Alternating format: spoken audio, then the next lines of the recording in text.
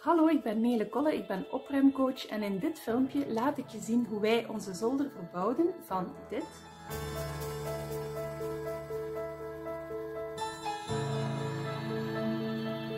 naar dit.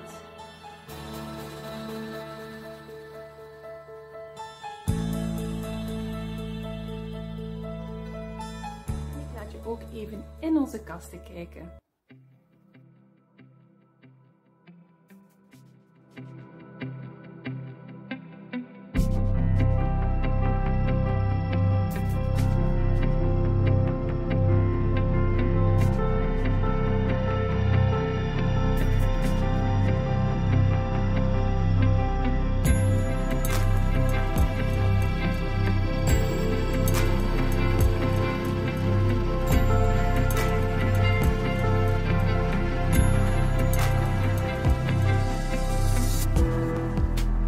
Je ziet het misschien niet zo goed op dit filmpje, maar onze zolder is eigenlijk vrij laag. Dat betekent dat de bruikbare ruimte, dus de ruimte waar je echt rechtop kan staan, eigenlijk vrij beperkt is. Maar om deze ruimte toch zo goed mogelijk te kunnen gebruiken, zijn we in zee gegaan met meesters en maatkasten. En zij hebben kasten op maat gemaakt, zodat we eigenlijk bijna elk hoekje toch kunnen gebruiken. En dit laat ik jullie ook graag zien.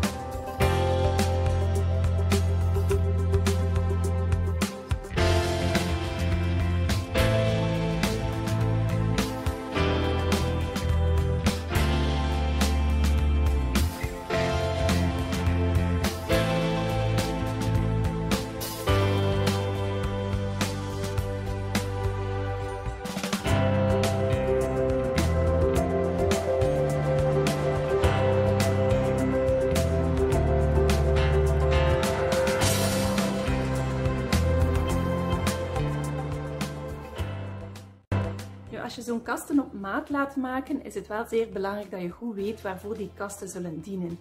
Dus welke spullen erin zullen komen, of toch ongeveer welke spullen. En aan de hand daarvan ben ik dan ook aan de slag gegaan samen met meesters en maatkasten om dan de juiste kasten te tekenen en dan te laten installeren.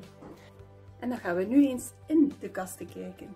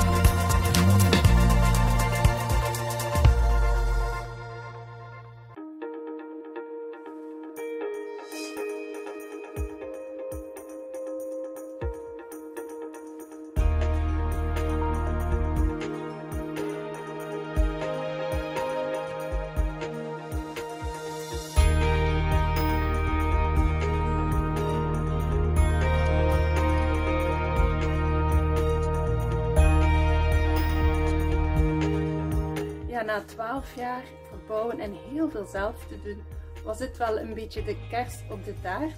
En ja, nu genieten wij eigenlijk elke dag van een eigen loft-gevoel op onze eigen zolder.